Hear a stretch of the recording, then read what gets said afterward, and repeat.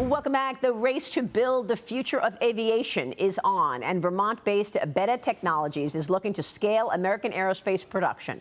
Beta and Export-Import Bank of the United States announcing an expansion of their financial agreement with up to $1 billion to support U.S. manufacturing growth. XM Bank President and Chairman John Jovanovic was here with me last week. He said the U.S. cannot lead in next-generation industries without bringing manufacturing back home. Watch. Thanks to President Trump's leadership, it is finally a focus again, or really ushering in a new wave of innovation so American companies can win in the industries of the future.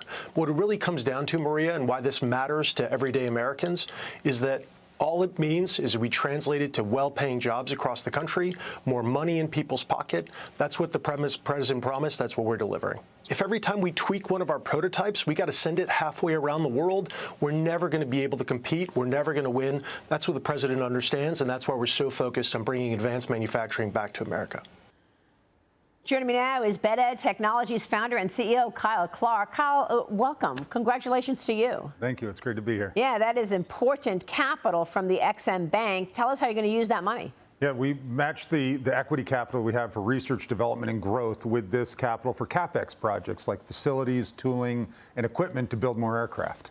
And you know, the president wants those aircrafts built yesterday. He's pushing lots of defense companies to scale up production. Can you do that? Absolutely. Yeah, look, the capital is an important part of it. Of course, the technology goes together. And we just launched a military drone in the largest air show in the world 2 weeks ago in London, where I met John and discussed the growth plans. And tell me about that drone. So this is a 7,000-pound cargo and logistics drone that is hybrid. So it flies a considerable distance, over 1,000 miles, delivering critical supplies to our troops. Wow, that's awesome. I love that. Beta Technology is also expanding beyond commercial electric aviation with the new MV-250 military aircraft designed for the next generation of defense missions. Tell us about that. Yeah, so that mission starts with cargo medical logistics, moving water medicine bullets over the hill.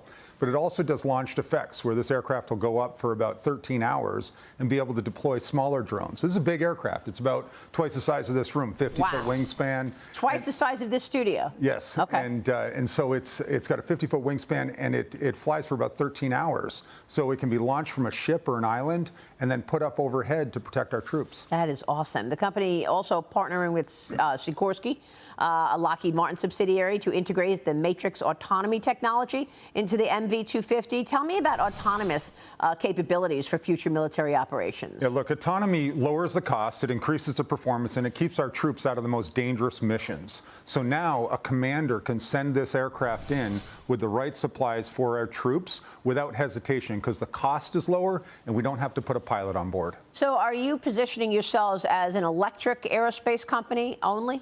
No, we start as an electric aerospace company, but it's electric hybrid in this case. And in the case of some recent programs we did with GE, these were hybrid electric aircraft as well, where you use the electric technology that we've developed and you add a gas turbine to it and you get exceptional performance. And that's coming as defense leaders are really focused on speed and scale right now. We had Palantir Chief Technology Officer Shyam Sankar with me just recently telling me that the U.S. is in a war of factories right now. Watch this.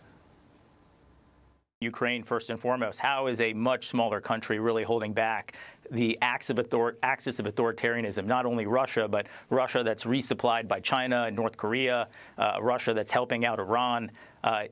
It is having a technical advantage. You know, in some sense, there's nothing new under the sun. John Boyd used to call it the OODA loop: observe, orient, decide, act. Whoever can do that faster has the most amount of deterrence, and should you have to fight, has the advantage in winning. AI gives you exactly that. So absolutely, it's going to be in our lowest level components like the drones. It allows us to better understand the signs that conflict are brewing, the mobilization of our industrial base, because really this is a war of the factories. The weapon is the factory here. So we have to be able to produce, we have to generate that production in a place that shows our adversaries we have the intent and ability to win, and then the strategic decision making of how we orchestrate large-scale military operations that they know they're going to lose.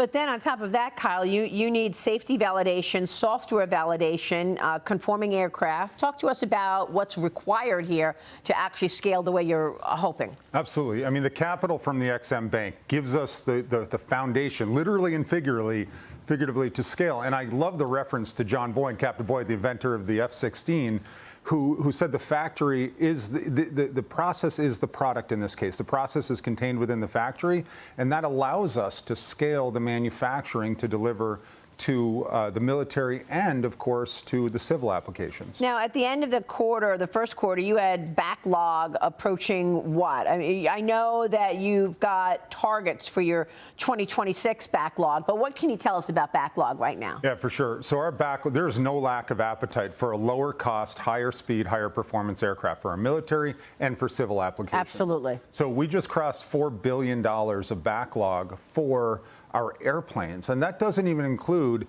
for example, the propulsion systems that we're selling to Brazil. We have about $1 billion on order of the electric motors, inverters, and control systems that go into other people's airplanes. That's very good. And we just added an order for flight controllers. So that technology, the enabling technologies, complements the aircraft backlog. And those are all the things that we're building these factories. So how much are you focused on commercial use cases versus government and military? Well, long-term commercial is a bigger market, but government and military applications, they can consume this today, right? We already have military flight releases. We just finished a major exercise up in Sweden on the border of Russia, flying these aircraft at low cost, quiet, no thermal signature. It was a tremendous success. So that's going to happen sooner. So the focus near term is balanced. Longer term, as we get through cargo logistics and then into passenger, we're going to focus on the civilian. And you've worked with GE Aerospace as well as NASA, Boeing on the high-altitude hybrid electric flight demonstration, and that's aimed at advancing the next generation of more efficient aircraft. How different does the aircraft look in 5 years? Yeah. Well, so GE, us, Boeing, NASA, we just flew the largest hybrid aircraft to the highest altitude, over 30,000 feet, and showed up at the largest air show in the world. The U.S. won that air show. We really did. It was a tremendous success. And people realized that hybrid has these unique benefits of reduced fuel savings, increased climb rates, so you're safer to get to higher altitudes. And the world's realizing that this is ready for commercial aviation. That is fantastic. Kyle, this is a really exciting story. We're going to be following your work. Thanks very much for being here. Thanks for having me. All right, Kyle Clark joining us from Beta. We will be right back. We're talking with California gubernatorial candidate Steve Hilton on the other side of this break. You're watching Mornings with Maria live on Fox Business. Stay with us.